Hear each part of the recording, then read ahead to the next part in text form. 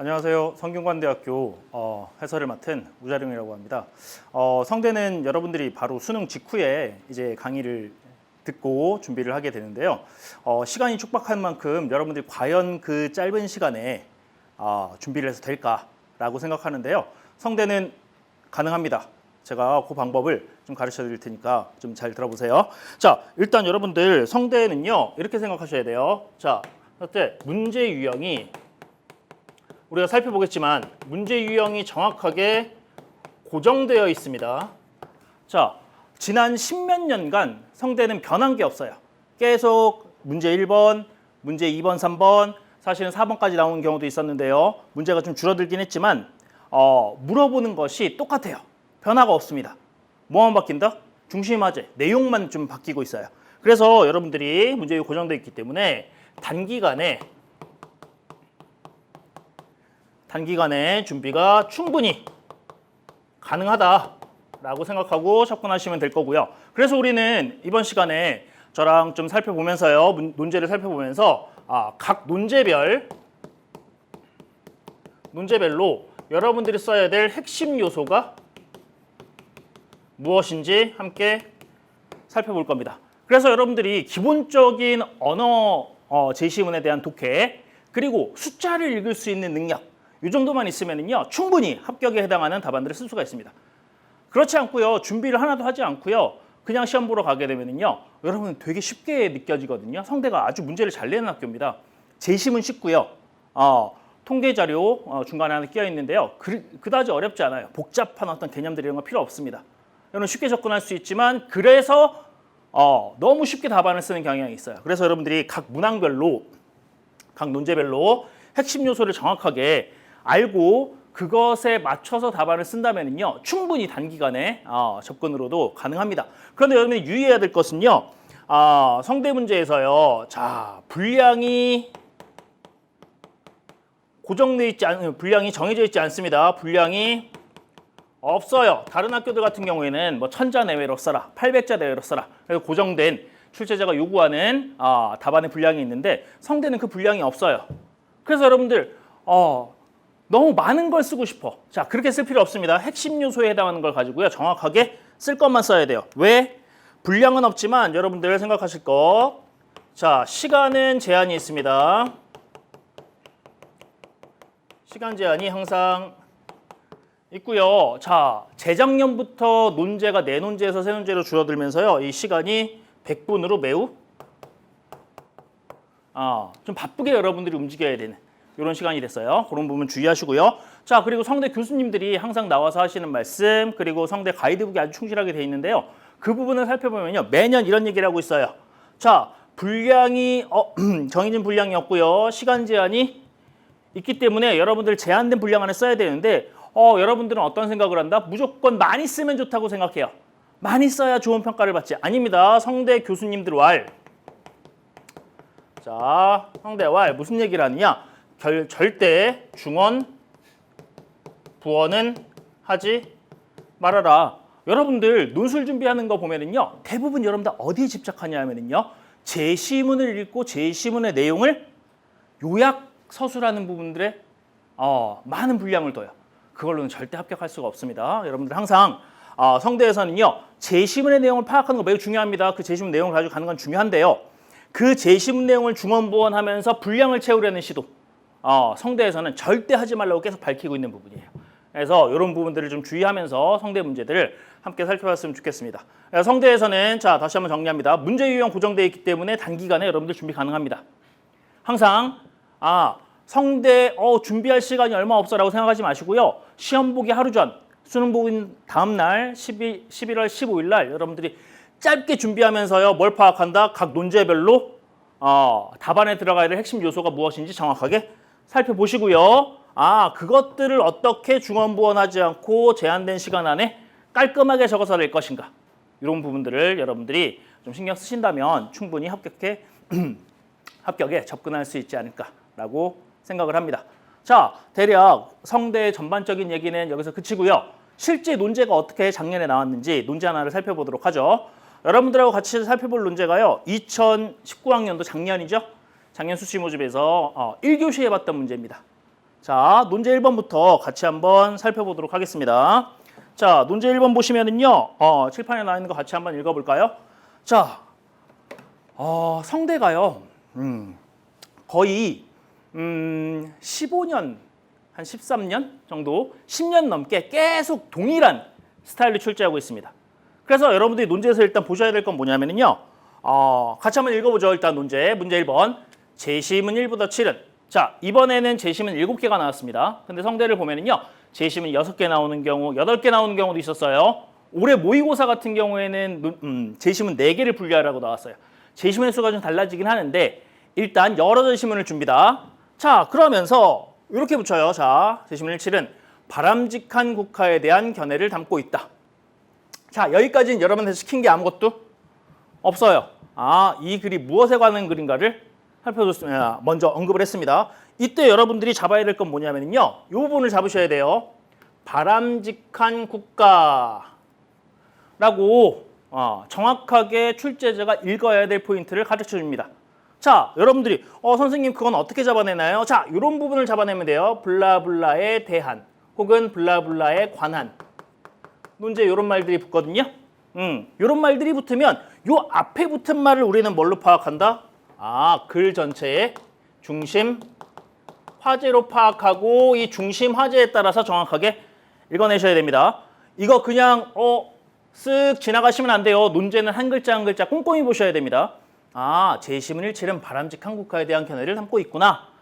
그래. 그럼 제시문 7개를 읽을 때는 항상 어디에 집중해서 바람직한 국가가 바람직하려면 어떻게 해야 되느냐 라는 부분에 포인트를 맞춰서 읽어야 돼요.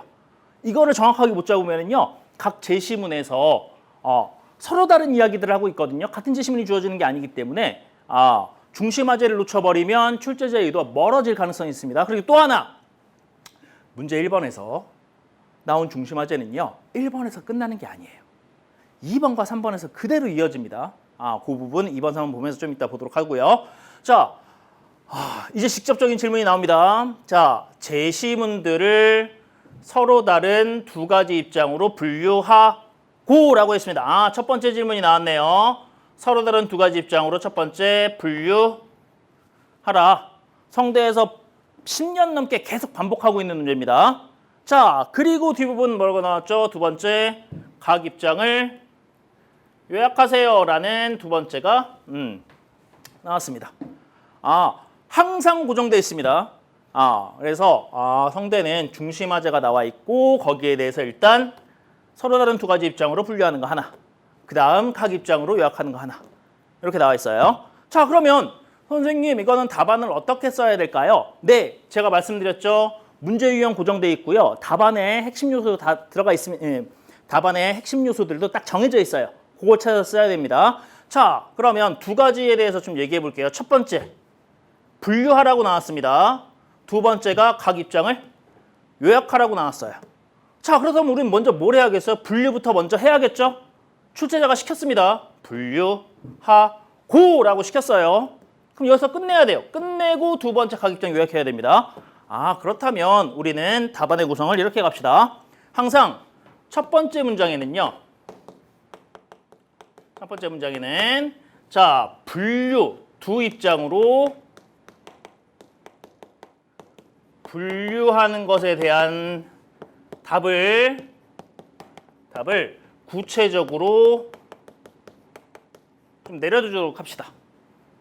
어떻게 나뉘는지 출제자가 시킨 대로 먼저 무엇을 7개의 제시문, 각 제시문들을 서로 다른 두 가지 입장으로 분류하는 것에 대한 답을 구체적이고 출제자가 알아먹을 수 있도록 정확하게 쓰자고요. 자, 이때 여러분들 자, 답안의 핵심 요소입니다. 첫 번째 문장에 어떤 게 들어가셔야 되냐면요. 첫 번째 중심 화제가 들어가야 되고요. 꼭 첫 번째 문장에 중심 화제 들어가야 됩니다. 자, 두 번째 분류 결과가 들어가야 됩니다. 분류하라고 했으니까 어떻게 나누는지 써야겠죠? 자, 제일 중요한 세 번째입니다. 답안의 퀄리티를 결정짓는 부분이에요. 다른 친구들하고 차별화될 수 있는 부분입니다. 자, 세 번째 가장 중요하고 여러분들 어렵게 생각하는 건데요. 자, 세 번째 뭘 쓰셔야 되느냐?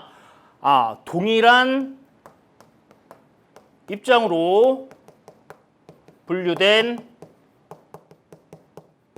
제시문들을 자, 포괄할 수 있는, 묶어낼 수 있는 단어나 구절을 만들어서 써주셔야 돼요. 요 세 가지를 1번의 첫 번째 문장에 정확하게 쓰도록 합시다. 자, 1번의 첫 번째 문장, 이 세 가지를 선생님 어떻게 나눠요? 자, 한번 해볼까요? 자, 중심화제가 뭐였죠? 중심화제, 바람직한 국가였습니다. 아, 여기 나왔네요. 바람직한 국가. 자, 바람직한 국가 첫 번째 문장에 꼭 들어가야 됩니다. 자, 분류 결과. 지금 보시면 2, 3, 4, 6. 이 하나고요. 자, 거기에 이어서 또 하나가 1, 5, 7 이렇게 묶입니다. 아, 제시문들은 2, 3, 4, 6과 1, 5, 7로 나뉜다라는 내용 들어가야 되고요. 자, 여기까지 쓰는데 여러분 답안이 조금 더 이 친구 괜찮은데? 라는 평가를 받으려면 어떻게 해야 된다? 얘네 같은 입장으로 묶였죠. 2, 3, 4, 6. 자, 1, 5, 7 하나로 묶였습니다. 자, 이 부분을 묶어내는 말들을 만드셔야 돼. 포괄하는 단어. 어려워요. 그렇지만 제가 빨간색으로 쓴 이유가 뭘까요? 이 부분이 여러분의 답안의 퀄리티를 결정짓고 합격과 불합격을 나누는 기준이기 때문에 제가 이렇게 빨간색으로 표시했습니다. 자, 한번 만들어 볼까요, 여러분들? 잠깐 강의를 멈추시고요. 여러분들이 가지고 있는 성대 2019학년도 문제를 딱 보시면서 한번 분류해 보세요. 어떻게 묶을 수 있을까? 자, 성대에서는 이렇게 얘기했습니다. 2, 3, 4, 6을 최소 국가라고 묶었어요. 자, 1, 5, 7은 적극적인 국가라고 묶었습니다. 자, 이런 말들을 만드셔야 돼요. 이걸 가지고 우리는 어떻게 한다? 첫 번째 문장을 완전히 완성하는 거죠. 주어도 정해져 있습니다. 자, 우리가 분류해야 될 게 뭐죠? 제시문 1부터 7입니다. 자, 그렇다면 주어는 뭘로 잡는다? 제시문 1부터 7은 으로 주어 잡습니다. 첫 번째 문장. 자, 수로브에 이 세 가지가 들어가면 돼요. 최소한의 국가가 바람직하다고 생각하는 2, 3, 4, 6과 적극적인 개입이 필요하다는 1, 5, 7로 나뉜다, 분류된다 라고 쓰면 깔끔하게 첫 번째 문장이 끝나겠죠. 다시 한번 얘기합니다. 답안에 들어가야 될 핵심 요소입니다. 첫 번째 중심화제, 두 번째 분류 결과, 세 번째 동일한 입장으로 분류된 제시문들을 포괄해서 묶어낼 수 있는 상위 범주의 말들을 쫙 뽑아서 이 세 가지 요소가 답안 안에 정확하게 들어가시면 돼요. 자, 이렇게 쓴다고 해서 틀린 건 아니겠죠? 노란색 두 가지만 가지고 쓴다고 해서 틀린 건 아니겠죠? 자, 제시문들은 바람직한 국가에 대해 2, 3, 4, 6과 1, 5, 7로 견해가 나뉜다. 틀린 말 아니에요. 맞는 말이에요. 그렇지만 첫 번째 문장에 채점자에게 좀 강한 인상을 주자고요.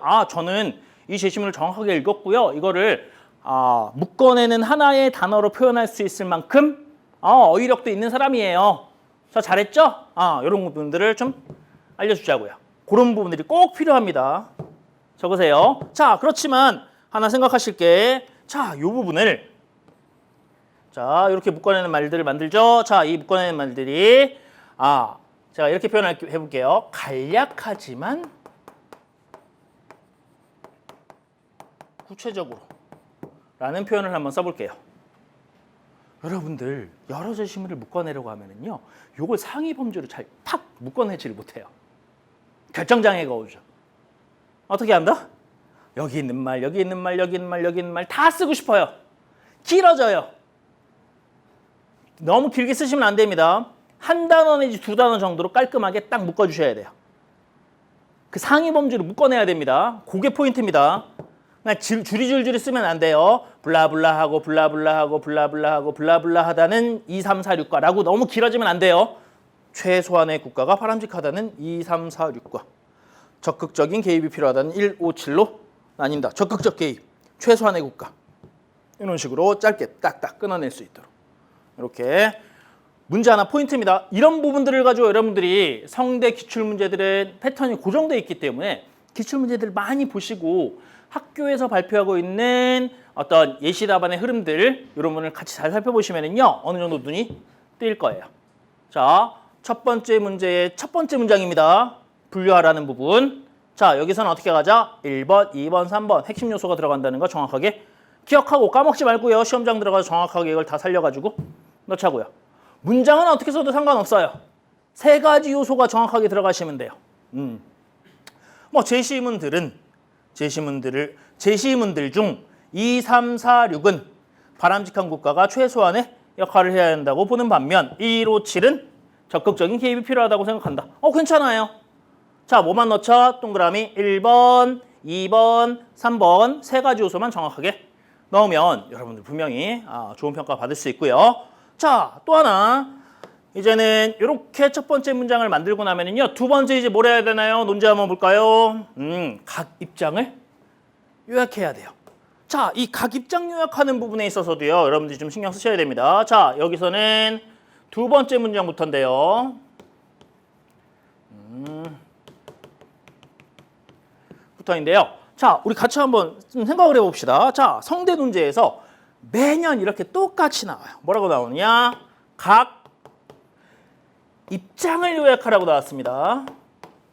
요거 잘 보셔야 돼요. 자, 각 입장은요. 각 제시문이 지금 아니에요. 성대에서 얘기하는 건 뭡니까? 각 입장은 묶어내는 입장이라고 했습니다. 그러면서 성대에서는 무슨 얘기를 하고 있느냐? 각 제시문들을 그냥 요약 나열해서는 안 돼. 어떻게 가자? 제시문의 내용을 자, 요런 표현 씁니다. 꼭 기억하세요. 통합적으로 언급하는 것이 필요하다라고 얘기합니다. 각 제시문의 요약 나열에 대해서는 절대 안 돼요.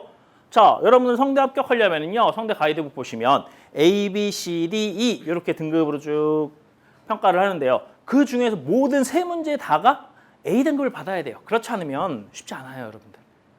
최저를 통과하는 경쟁이 치열하거든요. 그런 부분에서 성대에서 분명히 언급하고 있는 겁니다. 통합적 언급. 그러면 자, 우리는 앞에 문제가 어떻게 분리됐죠? 2, 3, 4, 6과 1, 5, 7로 분류가 됐다고요. 자, 그렇다면 여러분들은 이렇게 가지는 말자고요. 제시문 2는 이런 얘기를 하고 있다. 또한 3은 이런 얘기를 하고 있다. 한편 4는 이런 얘기를 하고 있다. 또한 6은 이렇게 얘기하고 있다. 라고 쓰지 말자고요. 입장으로 묶어주셔야 돼요. 선생님 어떻게 해요? 자, 원칙을 하나 말씀드리겠습니다. 자, 입장 수준을 묶을 때는요. 자, 각 제시문에 논의의 범위를 논의 범위의 차이를 좀 고려해 보세요. 제시문 성대에서 얘기했는데요. 2, 3, 4, 6 그리고 1, 5, 7 이렇게 묶였습니다. 근데 성대는 그런 같은 입장에 있는 제시문들이 어떻게 출제를 한다고 하냐면요. 자, 추상적이고 이론적인 제시문들이 있고요. 자, 매우 구체적이고 사례에 해당하는 제시문들. 얘네들을 묶어가지고 한 입장으로 제시문을 낸다라고 얘기를 하거든요. 자, 그렇다면 여러분들은 이 부분들을 좀 구분해 내셔야 돼요. 자, 제시문, 같은 입장으로 묶인 제시문들 중에 어떤 게 가장 추상적이고 어떤 게 아주 구체적인 사례에 해당하느냐에 따라서 순서를 맞춰주면 되겠죠. 가장 추상적인 걸 먼저 쓰면서 점점 구체적인 방향으로 재배열해서 가는 느낌. 아니면 구체적인 사례로부터 시작해서 이론화시켜서 나가는 부분들. 이렇게 해서 여러분들 뭘 하셔야 되느냐? 자, 제시문의 재배열을 좀 고민을 하셔야 돼요. 그래서 입장수를 묶으면서 여러분들 각 제시문의 내용은 모두 다 언급은 하긴 해야 됩니다.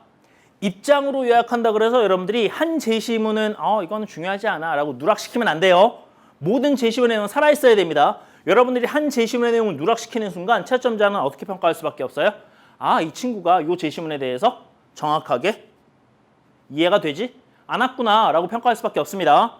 그래서 각 제시문은 언급해야 되는데 각 제시문 모두를 언급하면서 입장 수준으로 통합적으로 언급하기 위해서는 어떻게 해야 될까요?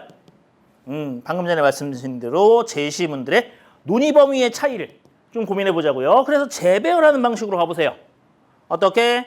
추상적인 걸로부터 시작해서 구체적인 걸로 갈 수도 있고요. 아니면 구체적인 것으로부터 이론적이고 추상적인 순서로 가는 경우도 있고요. 그렇게 해서 재배열하는 방식을 취하면은요. 1번의 내용들은 1번에서 이제 여러분들이 좋은 평가를 받고 A라는 등급을 받고 자 2번으로 넘어갈 수 있겠죠. 자, 그래서 1번에서의 답안의 포인트는 이렇게 두 가지입니다. 자, 아까 말씀드렸듯이 첫 번째 문장 가볼까요? 첫 번째 문장에 보시면 항상 두 입장 분류하고 두 입장으로 분류하는 것이 문제에 나오는데 이 첫 번째 문장은 여기에 대한 답을 구체적으로 적어주자. 자, 그래서 중심화제, 분류 결과, 동일한 입장으로 분류되는 제시문은 포괄하는 단어 구절 넣어가지고 완벽하게 한 문장 만들고요. 자, 두 번째 문장부터는 어떻게 간다? 입장 수준의 요약을 한다. 자, 이때 제시문들을 단순 요약 나열하지 말고 모든 제시문의 내용을 살리되 어떻게 가자? 논의 범위의 차이를 생각하면서 순서를 재배열하는 방식으로 이렇게 가면은 좀 합격에 조금 더 접근할 수 있지 않을까라고 생각합니다. 자, 그러면 1번은 이렇게 마치고요. 다음 문제로 한번 넘어가 보죠. 자, 이제 2번을 보도록 하겠습니다. 자, 2번 문제도요. 여러분들이 가장 싫어하는 문제 중에 하나예요. 통계자료 문제인데요. 2번 통계자료 문제 전혀 어렵게 생각하지 맙시다. 패턴이 또 고정돼 있어요. 자, 이것에도 질문 한번 볼까요? 자, 성대에서는요. 다양한 자료들이 나오는데 쫄지 마세요. 질문은 딱 두 가지입니다. 자, 이렇게 하나가 앞에 나와요. 하고로 끝납니다. 하고. 그럼 먼저 해야 돼요. 그 다음 두 번째가 그 하고 뒤에 붙어서 쭉 이어지는 문제들이에요.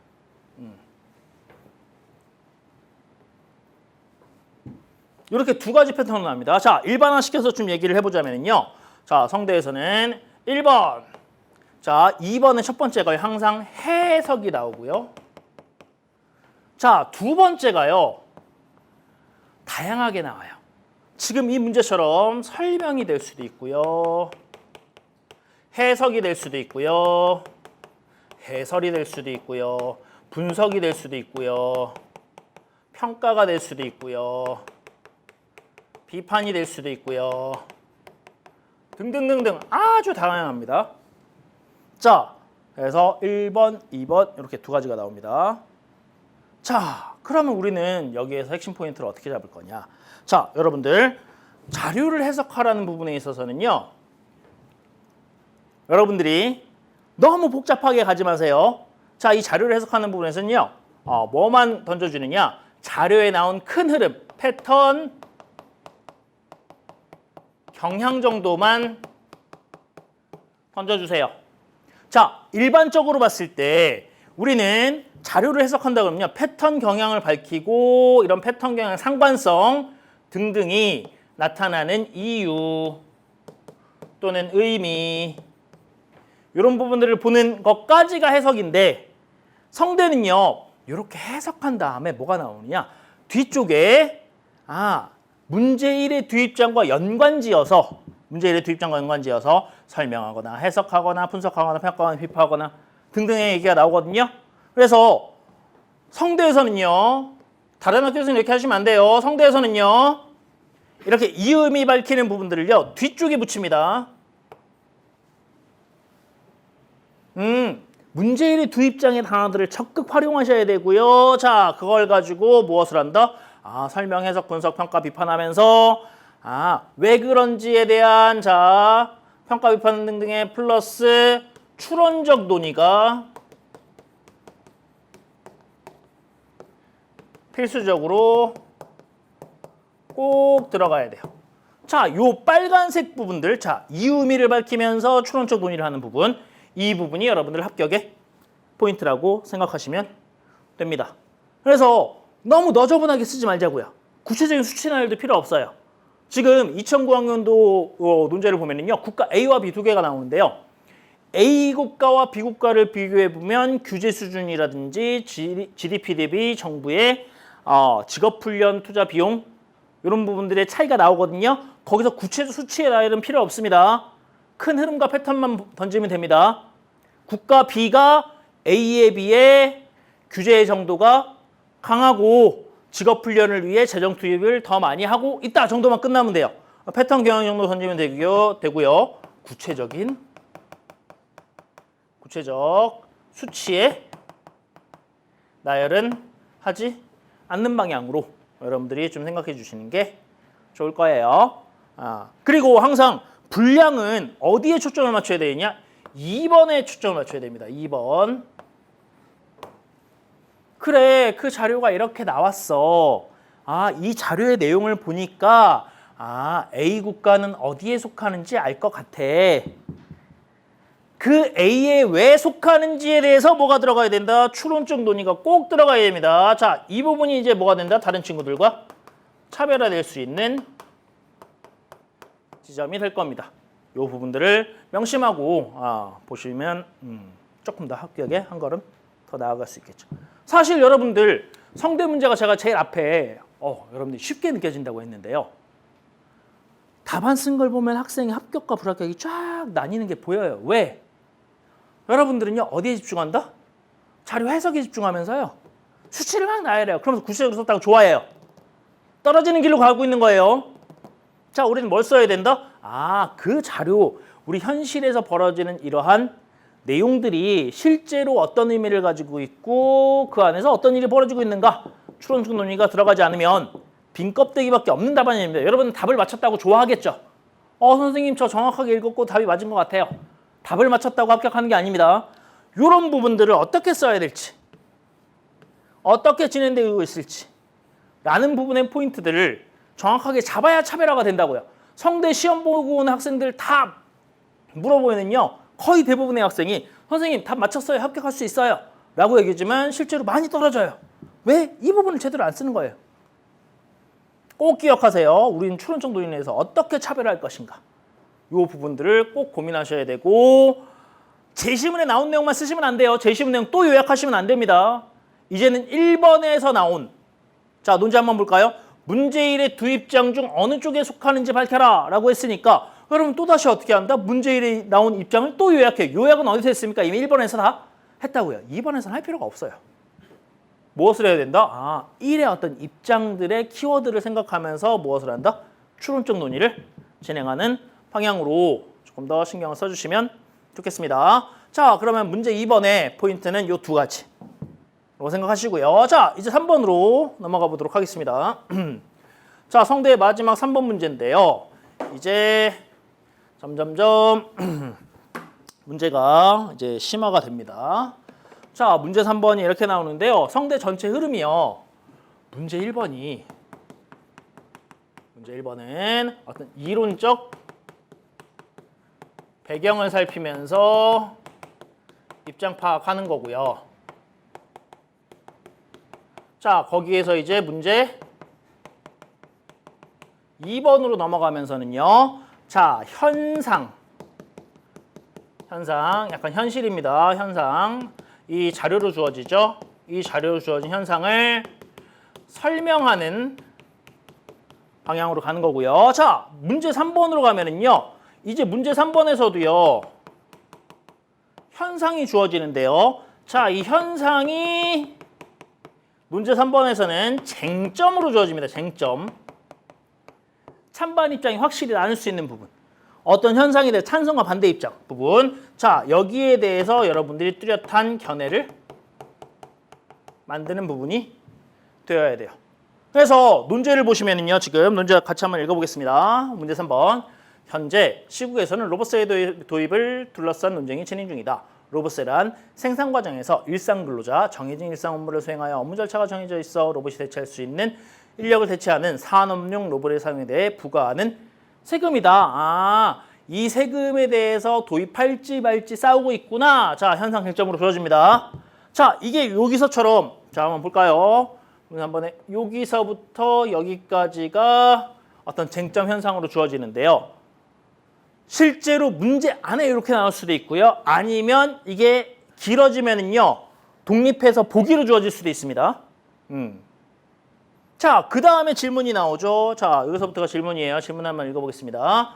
문제 1의 도입장 중 하나를 택하여 로봇의 도입에 대한 찬성 또는 반대 견해 중 하나만을 논술하시오. 아, 찬성을 하던 반대를 하던 찬성 또는 반대 견해 중 하나만을 논술하라 라는 직접적인 질문이 이렇게 주어지죠. 그런데 때로는 이렇게 나올 수도 있어요. 논제 잘 보셔야 됩니다. 성대에서 찬성과 반대 견해를 논술하시오 라고 나올 수도 있어요. 이때는 찬성도 해야 되고 반대도 해야 됩니다. 여러분의 견해를 쓰는 거지만 제시문들을 참고해서 여러분들이 찬성한다 그래도 반대 견해를 써야 되는 경우도 있어요. 자, 그런데 지금 이 논제는 어떻게 쓴다? 찬성, 반대 둘 다 쓰는 게 아니죠. 하나의 입장만을 뚜렷하게 잡아서 쓰는 거고요. 자, 이때 논술은요. 논술이라는 것은 답안의 틀이 또 딱 정해져 있죠. 네 가지 논증의 요소를 정확하게 갖춰야 됩니다. 자, 성대에서는요. 논증 요소를 정확하게 좀 갖추도록 합시다. 자, 첫 번째 요소가 뭐냐면요. 주장이 있고요. 거기에 대한 근거. 자, 그 다음에 가장 중요한 부분인데요. 자, 부연 설명, 보충 근거를 쓰셔야 되고요. 자, 또 하나 합격하기 위해서 성대에서는 꼭 뭐 붙여준다? 재반론 검토를 해주셔야 됩니다. 자, 이렇게 네 가지 요소를 가지고 정확하게 답안을 구성하면은요, 합격할 수 있어요, 여러분들. 중요한 것은 빨간색으로 쓴 이 부분. 이 부분들이 이제 다른 친구들과 차별화될 수 있는 부분이죠. 자, 그러면 주장은 어떤 방향으로 가야 될까요? 로봇세가 뭔지는 어렵지 않아요. 일상적인 업무를 수행하는 애들을 대체할 수 있는 그 로봇에 대해서 세금을 부과하자 말자. 저는 찬성이에요? 반대예요? 답 내리는 거죠. 자, 주장은 뭐가 될까요? 학생의 최종 판단을 적어주면 되겠죠. 자, 그때도 없어 보이게 이렇게 쓰지 맙시다. 나는 로봇세에 찬성한다. 이렇게 쓰지 맙시다. 정말 없어요. 초딩이에요. 자, 어떻게 씁니다? 문제에서 쟁점이 되고 있는 로봇세는 블라블라블라한 이유로 시행되어서는 안 된다라고 쓰나 적극 시행되어야 한다라고 쓰던가 좀 더 구체화해서 얘기를 최종 판단을 만들어줄 필요가 있겠죠. 그래서 최종 판단을 딱 첫 번째 문장에 넣어주고요. 자, 근거는 뭐가 되냐? 쟁점 사항에 대한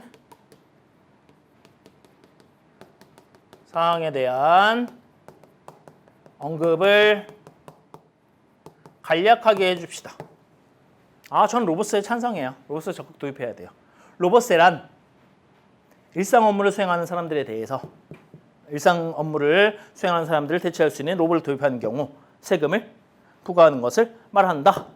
까지 즉 논제나 얘가 길어지면 보기로 나올 수도 있어요.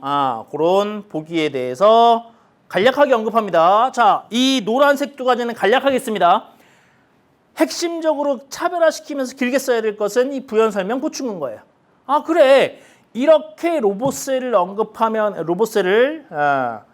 도입하면은 여러분 만약 찬성했다 그러면 로봇세가 도입되었어. 그러면 어떤 부연 설명을 써야 될까요? 만약에 찬성 입장이라면 부연 설명으로 써야 될 것은요. 어떠한 긍정적인 결과가 예상될까? 예상되는지에 대한 내용들을 좀 풀어가셔야 돼. 자, 근데 꼭 기억할 것은요. 자, 이 부분은요. 추론이에요. 추론. 제시문에 나온 내용을 또 써서는 안 돼요. 로봇세를 도입하면 어떤 일이 벌어요? 로봇세 도입과 관련해서 얘기를 써야 된다고요. 로봇세라는 얘기는 문제 3번에서 처음 나온 얘기예요. 근데 여러분들은 이것만 집중하는 거죠. 자, 논제 한번 돌아가 볼까요? 논제 돌아가 보시면 이런 말이 있어요. 두 입장 중 하나를 택하라 그랬으니까 문제 1의 두 입장 중 하나. 제시문 되게 많았는데 라고 하면서 여기에서 또 뭘 쓴다? 제시문 내용을 또 요약하고 있어요. 요약은 어디서 끝낸다? 안 돼요. 요약하시면 1번에서 요약은 다 끝난 거예요. 이미. 자, 여기서는 어떻게 간다? 그 입장에 나온 단어들 내용들을 활용해서요. 추론적 사고를 해주셔야 꼭 합격할 수 있습니다. 자, 여기에 대해서 하나 더 꼭 답안에 들어가야 될게요. 특히 찬성 또는 반대 견해 중 하나를 여러분 택해서 쓰는 거거든요. 그렇다면 우리가 이 친구는 정말 사려 깊은 친구구나 라고 얘기한다면 어떤 부분을 얘기하겠어요? 물론 찬성했다 그러면 반대의 견해가 있을 수도 있습니다. 이런 측면에서는 반대로 얘기할 수 있겠습니다. 그러나 그것은 잘못된 생각이에요. 라면서 반대쪽 입장을 검토하고 그것을 지적하는 이 부분이 꼭 들어가야만 여러분들 또 합격할 수 있겠죠. 자, 성대에서 이렇게 논술을 하려고 했을 때 답안의 방향이 정해져 있지는 않습니다. 여러분이 찬성으로 택해도 좋고 반대로 택해도 좋아요. 그렇지만 양쪽 다를 검토했다는 것을 재반론이란 파트에서 꼭 논쟁의 요소로서 생각을 해주시면 되겠습니다. 그래서 답안의 요소들 하나, 둘, 셋 제일 중요한, 넷 중요한, 셋, 넷 제일 중요한 건 답안의 요소 네 가지를 써야 되는 그 중에서도 3번과 4번이 가장 중요한 요소입니다. 차별화되는 지점이라고 제가 분명히 말씀드렸어요. 요 부분만 정확하게 잡으면 의외로 쉽게 합격할 수 있어요. 논술을 안 해본 친구들이라도 성대는 제가 제일 앞쪽에 뭐라고 얘기했어요? 논제 틀이 딱 고정되어 있습니다. 변하지 않아요. 약간 템플릿 형태예요. 논제는 고정되어 있고요. 중심화제만 계속 바뀌어나가는 부분이에요. 그래서 여러분들이 정확한 답안의 요소들만 인식하고 있고 그것을 시험장 가서 독해를 하고 구현할 수 있다면 충분히 합격할 수 있습니다. 성대에서 중요한 답안의 요소들을 간략하게 좀 살펴봤는데요. 여러분들 이런 내용을 바탕으로 해서 성대 기출 문제들을 쭉 살펴보시면은요. 일정한 흐름의 패턴들을 잡아낼 수 있을 거예요. 이걸 잡아내서 꼭 합격할 수 있기 바라고요. 다시 한번 얘기하지만 성대는 단기간에 가능합니다. 여러분들 포기하지 마시고요. 짧은 시간에 준비해서 합격의 영광을 누릴 수 있기를 바라겠습니다. 감사합니다.